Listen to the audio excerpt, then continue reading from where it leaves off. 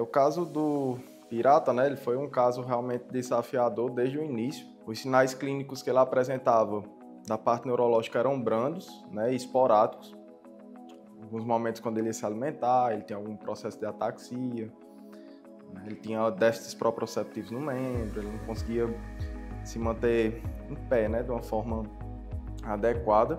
Esses sinais eles foram progredindo, né, foram feitas algumas investigações com exames hematológicos, ultrassonografia abdominal, enfim, exames de imagem de triagem, né? E aí nesse processo ele foi tendo progressão desse quadro clínico, neurológico, até chegar realmente de fato na crise epilética, né? Ele desenvolveu um quadro convulsivo. E aí realmente quando chegou nesse ponto dos sinais neurológicos piorarem, o tutor realmente conseguiu realizar os exames, realmente pela suspeita que a gente tinha, né, de toda a evolução do quadro, a idade do paciente, de ser algum quadro infeccioso, mas a gente principalmente sempre direcionava mais para alguma questão neoplásica, né, tumoral. Realmente, para tirar a dúvida dessas questões, precisaria desses exames, né? E aí a gente conseguiu realizar o exame tomográfico, dando realmente para a gente um norte, né, melhor da situação, apresentando realmente uma estrutura de formato nodular, né, na região periférica ali do parênquima encefálico, bem característica realmente de processo neoplásico, né? Bem, quando o Pirata chegou para a gente com o diagnóstico, né? Quando o Dr. Kevin já fez toda a investigação, todo o estadiamento da doença, descobriu de fato, conseguiu fechar o diagnóstico, chegou o diagnóstico de um tumor encefálico, né? Ficou aquela questão, o que se fazer? Tentar a cirurgia, tentar o tratamento conservativo com medicações, com quimioterapia, mas aí a gente sentou, viu todas as possibilidades, né? O tutor não tinha como se deslocar para uma capital, tipo Salvador, Maceió, que tem profissionais já com bastante experiência nessa área. E aí a gente sentou, conversou, analisou todos os riscos, viu todos os prós e os contra e decidimos operar o Pirata aqui mesmo, né? Eu, no caso, já tinha uma certa experiência em neurocirurgia, né? Principalmente em região de coluna, cervical e lombar, torácica também, né? Mas o encéfalo, a cabeça sempre é um local mais desafiador, né? Tanto é que quando muitas vezes a gente diagnostica um PET com um tumor na cabeça, o tutor já pensa que é o fim da linha, né? Que não tem mais o que ser feito.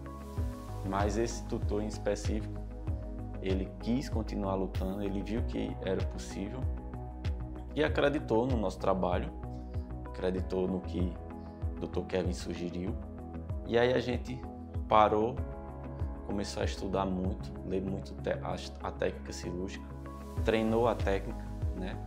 E entrou em contato com colegas para pedir experiência, pedir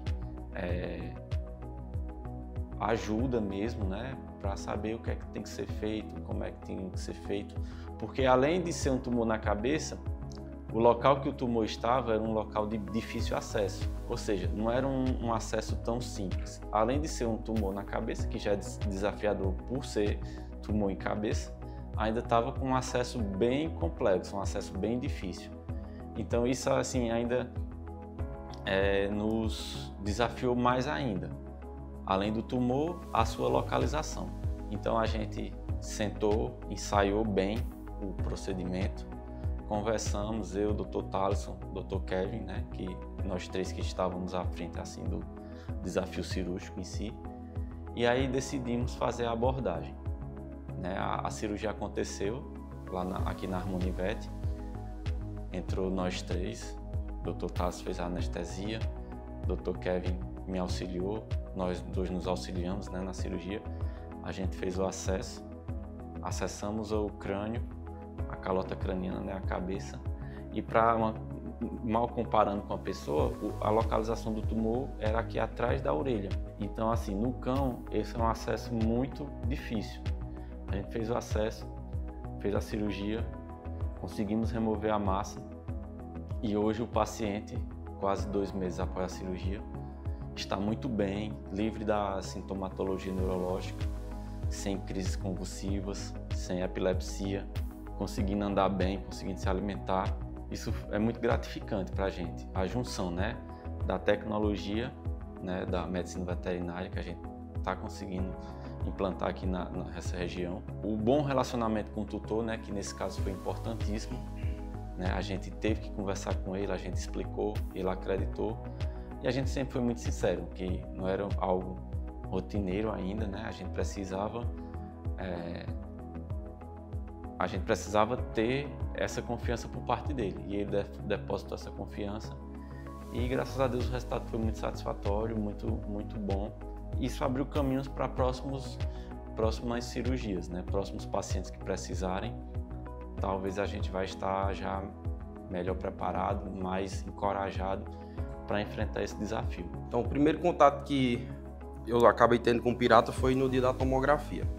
Kevin já tinha passado mais ou menos o caso, a suspeita clínica, e aí a gente já entra pensando em tudo que pode acontecer em decorrência da suspeita clínica.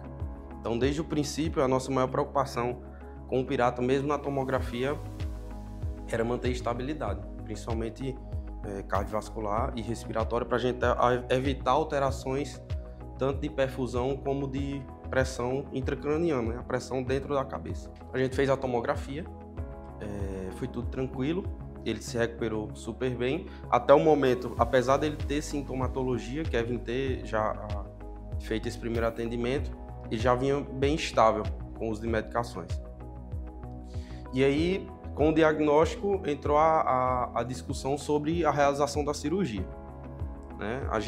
Hoje a gente tem acho que uma responsabilidade muito grande em relação às cirurgias de alta complexidade aqui na região, seja cirurgias de coluna, cirurgias abdominais, toracotomias. Só que a gente se deparou com uma situação um pouco mais delicada, né? Bem mais atípica. Então, abrir a cabeça para procurar um tumor realmente não é uma coisa simples. Mas a gente se preparou e decidiu, então, seguir com o procedimento cirúrgico. A gente conseguiu, graças a Deus, manter tudo em ordem e o pós-operatório foi como a gente esperava. Cerca de 30 minutinhos, o Pirata já estava acordado, um pouquinho sonolento, mas estava se recuperando super bem. E no outro dia, acho que menos de 24 horas após a cirurgia, ele já estava andando pelo pátio, voltando às suas atividades normais.